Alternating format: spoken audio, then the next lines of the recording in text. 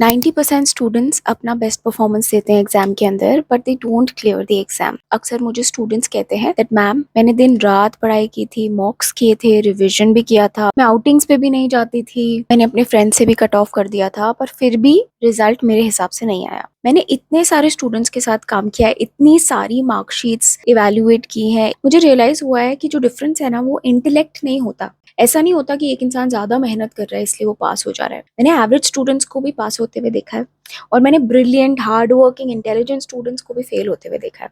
So exactly उनका difference क्या है? There is this one sentence जो डिफरेंस है, जो ज्यादातर स्टूडेंट्स यूज करते हैं, जो सबसे बड़ी प्रॉब्लम है। इस वीडियो के अंदर हम उसी सेंटेंस के बारे में बात करेंगे। आप क्या एक सिंपल सी चीज चेंज कर देंगे तो आपका रिजल्ट क्लियर हो जाएगा? तो अगर इसी अटेम्प्ट में आपको एग्जाम क्लियर करना है तो ये वीडियो स्टार्टिंग से एंड तक देखना। आई कैन गारंटी कि आपका पर्सपेक्टिव, पढ़ने का तरीका और रिजल्ट सब चेंज हो जाएगा। Let's start of. सो ये लास्ट एग्जाम के रिजल्ट के बाद की बात है। मेरा एक बच्ची से बात हो रही थी, रिजल्ट उसका क्लियर नहीं हुआ था। सो वो मेरे पास आई, वो बहुत गुस्सा थी, बहुत रो भी रही थी, परेशान थी। मुझे बोलती वो कि मैम, मैंने सब कुछ किया था, रिविजन भी किया था, मैंने मॉक्स भी किए थे, मैं दिन भर रात भर पढ़ती भी थी, मैंने फ्रेंड से भी कट ऑफ कर दिया था, मैंने अपना बेस्ट दिया था, उसके बाद भी मेरा एग्जाम क्लियर नहीं हुआ। मैंने मार्क्स भी डबल चेक किए थे, मेरे हिसाब से तो बन रहा था एग्रीगेट, बट समहाउ मेरे मार्क्स नहीं आए, मैं पास नहीं हुई। तो मुझे समझ नहीं आ रहा मैं क्या करूं। मेरा एक अटेम्प्ट तो लग गया है और मुझे समझ नहीं आ रहा कि मेरे साथ ही ऐसा क्यों हुआ,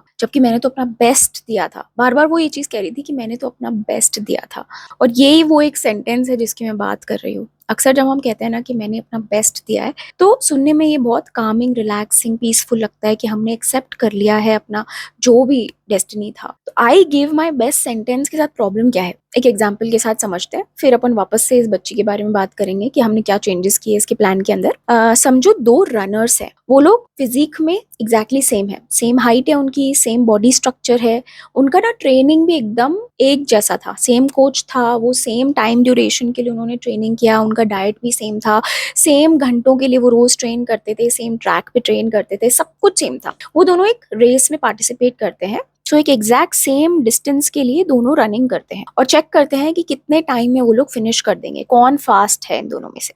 और स्ट्रेंज बात यह है कि दोनों का रिजल्ट एकदम एग्जैक्टली सेम आता है, यानी कि सेम डिस्टेंस उन्होंने सेम टाइम में कवर किया। तो that means both were the best. तो अब ये रेस खत्म हो जाती है। अब दोनों के दोनों जो रनर्स हैं वो वापस घर चले जाते हैं। जो उनमें से फर्स्ट रनर है वो घर जाता है और फील करता है कि वेरी नाइस, मेरी मेहनत रंग लाई। वो कहता है मैंने अपना बेस्ट दिया, I am so proud of my self, और वो बढ़िया चद्दर तान के सो जाता है, खुश खाना वाना खा के। ठीक है, दूसरा रनर भी घर जाता है, लेकिन वो घर जाने के बाद ना प्राउड तो फील कर रहा था कि देखो अच्छा तो रिजल्ट आया मेरा, मैंने अच्छे से कंप्लीट किया वो रेस, पर वो रिलैक्स नहीं होता। वो क्या करता है, उस पूरी रेस की जो वीडियो रिकॉर्डिंग थी, वो उस वीडियो रिकॉर्डिंग को देखने लग जाता है, पार्ट बाय पार्ट उस पूरी रेस को एनालाइज करता है कि जब चढ़ाई चल रही थी ना तो मैं थोड़ा हाफ ज्यादा रहा था, लास्ट के 5 माइल्स जो थे ना उसमें मेरी सांस ज्यादा चढ़ रही थी, मैं बहुत स्लो हो गया था, शुरुआत में ना मेरा मोमेंटम बिल्ड होने में टाइम लगा था, पानी के जो स्टॉल्स थे ना मैं वहां पे ना ज्यादा रुक गया था, मैं रुकता नहीं ना तो शायद मैं जीत जाता, शायद मैं 2 सेकंड और जल्दी कंप्लीट कर लेता रेस। और वो सोचता है कि यार अब मुझे ना इन एरियाज पे ट्रेन करना है ताकि मैं इंप्रूव हो जाऊं। फिर नेक्स्ट रेस के लिए दोनों के दोनों लोग वापस ट्रेन करते हैं। पहले वाले की ट्रेनिंग एग्जैक्टली पहले जैसी थी वैसी ही होती है, पर जो दूसरा बंदा होता है वो अब अपने ग्रे एरियाज पे भी काम करता है। अब आप खुद सोच के बताओ दोनों में से कौन नेक्स्ट रेस को जीतेगा, कौन जल्दी फिनिश करेगा? Obviously the second runner. This is the exact difference जो एक बच्चा जो पास हो रहा है वर्सेस जो बच्चा नहीं पास हो रहा, उसके बीच का डिफरेंस होता है। जो बच्चा नहीं पास हो रहा वो बोलता है आई डिड माई बेस्ट, और फिर वही सेम प्रेपरेशन को रिपीट करता है, वर्सेस द अदर स्टूडेंट वो ये सोचता है कि नेक्स्ट मैं क्या इंप्रूव कर सकता हूँ। दैट्स द स्टूडेंट जिसके रिजल्ट में चेंजेस आते हैं। सो हम वापस मेरी उस स्टूडेंट की कहानी पे जाते हैं। वो मेरे सामने रिजल्ट के बाद में परेशान थी और कह रही थी कि मैंने अपना बेस्ट दिया लेकिन मेरा रिजल्ट अच्छा नहीं आया। वो एक्सपेक्ट कर रही थी कि वो रो रही है, गुस्से में है, तो मैं उसे ऐसे मोटिवेट करूंगी, कोई बात नहीं बेटा, होता है, ये तो रिजल्ट ही बहुत डिफिकल्ट होता है, एग्जाम बहुत डिफिकल्ट है, कोई बात नहीं, हिम्मत नहीं हारते, वापस अटेम्प्ट देंगे, बेस्ट करेंगे, वो ऐसा एक्सपेक्ट कर रही थी। मी बीइंग मी, मैंने ऐसा कुछ नहीं बोला, मैंने कहा ऐसा करते हैं, मार्क्स एनालाइज करते हैं। तो हमने उसकी निकाली मार्कशीट, हर एक सब्जेक्ट को हमने एनालाइज करना शुरू किया। मैंने जो उसके साथ एनालिसिस किया, मैं एग्जैक्टली वही एनालिसिस करके आपको बताती हूँ।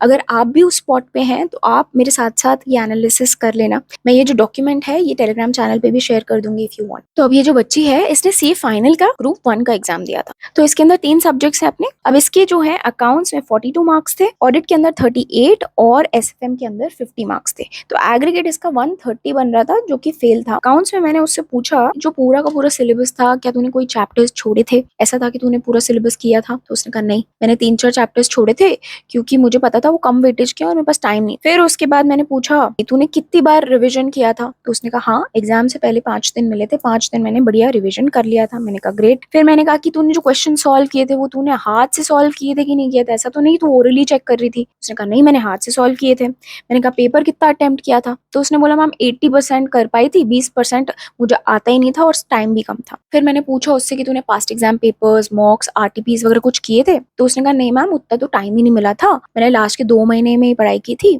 तो सिर्फ मैं एक बार पढ़ पाई थी और फिर रिवाइज कर पाई। तो यहाँ देखो, इस पेपर के एनालिसिस से वो बच्ची बोल रही है कि मैंने अपना बेस्ट दिया था। मे बी उसके दिमाग के हिसाब से 2 महीने का टाइम था, 2 महीने में इससे ज्यादा वो कर ही नहीं सकती थी। सही बात है, वो आउटिंग्स पे भी नहीं जा रही थी, दिन रात भी मेहनत कर रही थी, सब कुछ उसने किया हो। लेकिन आप एक बार नोट करो, यहाँ पे प्रॉब्लम्स तो है ना। यहाँ पर क्या आपको ग्रे एरियाज दिखाई दे रहे हैं? क्लियरली उसने 3-4 चैप्टर्स छोड़े हैं। अगर पढ़े होते तो शायद वो थोड़ा 5 नंबर का एक्स्ट्रा अटेम्प्ट कर पाती और शायद उसके 2, 4, 5 नंबर और बढ़ जाते। इसका देखो ओवरऑल जो एग्रीगेट है वो 130 है, 20 मार्क्स से फेल हुई है।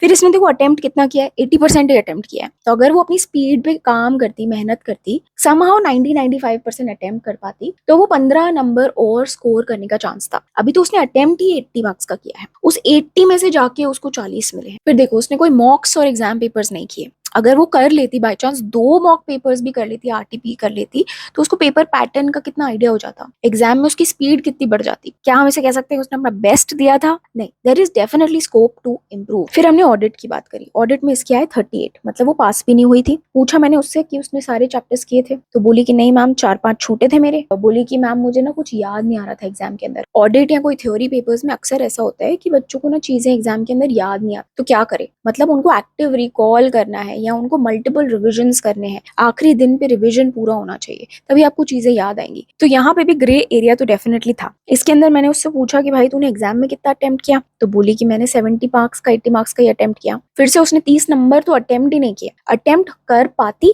तो उस 30 में से कम 5-10 तो मिलते। तो सोचो, अकाउंट्स में 5 नंबर बढ़ गए, ऑडिट के अंदर आपके 10 नंबर बढ़ गए, तो आप ऑलरेडी 15 मार्क्स बढ़ा चुके हो। फिर आ जाओ अपन एसएफएम के ऊपर बात करते हैं। 50 marks which is not bad. मैंने पूछा कोई चैप्टर्स छोड़े हैं? नहीं, उसने कोई चैप्टर्स नहीं छोड़े थे। Very good. क्या उसने सिलेबस वापस रिवाइज किया था? उसने कहा कि हाँ मैंने रिवाइज किया था। कि सारे क्वेश्चंस तूने हाथ से सॉल्व किए थे कि नहीं किए थे? तो उसने बोला मैंने हाथ से सॉल्व किए थे। मैंने पूछा एग्जाम में कितना अटेम्प्ट किया था? उसने बोला 90% अटेम्प्ट किया था। फिर मैंने बोला एग्जाम पेपर्स किए थे, मॉक्स किए थे? उसने बोला 2-3 पेपर्स तो मैंने किए थे। So as you can clearly see उसका परफॉर्मेंस ना एसएफएम में बेटर था compare to accounts, compare to audit. और इसमें इसके मार्क्स भी देखो 50 आए हैं। फिर भी देखा जाए तो यहाँ पर भी मार्क्स वो और बढ़ा सकते। अगर वो डिटेल में अपन चेक करें कि कौन कौन से चैप्टर्स वीक है, एग्जाम की आंसर शीट को चेक करके देखें कहाँ कहाँ मिस्टेक्स हुई है, ये चैप्टर्स मेरे वीक है, इनको इम्प्रूव करना है, तो वहाँ पर आराम से 3-4-5 नंबर बढ़ा सकते हैं। एग्जाम में भी 90% की जगह वो 100% समहाउ अटेम्प्ट कर पाती, थ्योरी ज्यादा अटेम्प्ट कर लेती, तो फिर वहां पे भी वो 5 नंबर बढ़ा सकती थी, है ना। तो हर पेपर के अंदर देखा जाए तो टोटल मिला के वो 20-25 नंबर तो बढ़ा सकती थी, सिर्फ अगर वो इन मिस्टेक्स को फिक्स समहाउ कर लेती। तो अब जैसे ही हमने ये सारा डिस्कशन किया, उसका बिल्कुल चेहरा चेंज हो गया, उसका एक्सप्रेशन, उसका पर्सपेक्टिव चेंज हो गया। पहले जो वो इतना कॉन्फिडेंस के साथ कह रही थी कि मैंने अपना बेस्ट दिया है, उसको दिखाई दे रहा था कि हाँ यार ये तो नहीं किया, ये भी नहीं किया, ये भी इम्प्रूव कर सकती थी। मे बी लास्ट के 2 महीने के हिसाब से उसको लगा उसने बहुत मेहनत की है, लेकिन क्या उसकी मेहनत एग्जाम के स्टैंडर्ड के हिसाब से इनफ थी? नहीं, there is clearly a scope of improvement. So this is not your best performance. तो जब हम कहते हैं ना कि आई गिव माई बेस्ट, तो बहुत अच्छा लगता है, पीसफुल लगता है और शांत हो जाते हैं हम कि हमने अपना बेस्ट दिया। पेपर पैटर्न ही अच्छा नहीं था, चेकिंग ही बहुत हार्ड हुई है, इंस्टीट्यूट ही जो है मार्क्स कम देता है, रिजल्ट कम निकालता है, मेरी किस्मत ही खराब थी, या फिर मेरी फैमिली कंडीशंस इतनी मुश्किल है कि मैं ध्यान ही नहीं दे पाई, या मेरे को स्ट्रेस बहुत हो रहा था। मैंने तो अपना बेस्ट दिया लेकिन पेपर बहुत डिफिकल्ट आया था। तो अब देखो ना, जब हम कहते हैं आई गेव माई बेस्ट, तो उसके आगे वाला सेंटेंस बन जाता है कि आसपास की सारी चीजें, एक्सटर्नल फैक्टर्स जो हैं वो मेरे हिसाब से नहीं थे, इसलिए मैं पास नहीं हुई। अब हम कुछ कंट्रोल नहीं कर सकते, किस्मत हम थोड़ी कंट्रोल कर सकते हैं, पेपर कैसा आएगा या फिर फैमिली के सिचुएशंस, लाइफ के अप्स एंड डाउन्स, हमने उनको ब्लेम कर दिया, हमने पेपर पे ब्लेम डाल दिया, इंस्टीट्यूट पे ब्लेम डाल दिया, फैमिली पे ब्लेम डाल दिया, लक पे ब्लेम डाल दिया। हमारा एक विक्टिम माइंडसेट बन जाता है कि नहीं मेरे साथ ही सब गलत हो रहा है, ये सब मेरे साथ ही क्यों होता है। अरे आपके साथ कुछ नहीं हो रहा है, आप विक्टिम नहीं है। If you really want to pass, if you want the result, हमको कंट्रोल बाहर की सिचुएशंस से वापस अपने अंदर लेना पड़ेगा। आपको खुद से ये बोलना है what can I do better, जो हो गया, व्हाट कैन आई इम्प्रूव।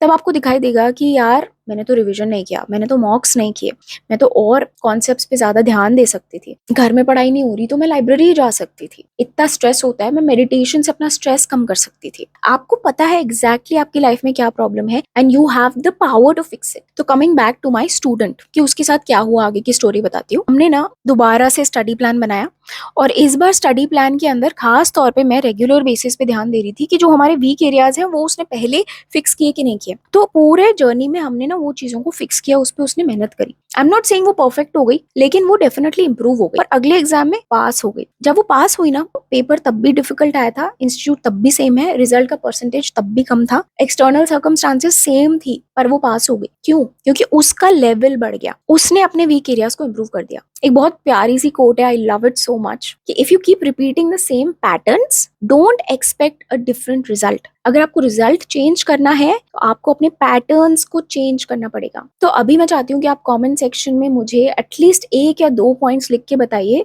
कि अब आप इस एग्जाम के अंदर क्या इंप्रूव करेंगे, जो शायद आपने पहले नहीं किया, जिससे आपका रिजल्ट चेंज हो जाएगा। कमेंट पे पक्का लिख के जाना और फिर उस पर काम करना। डिटेल्ड एनालिसिस शीट मैंने टेलीग्राम चैनल पे डाल दी है, वहां से डाउनलोड कर लो और चैनल सब्सक्राइब करके जाना। See you very soon, bye bye.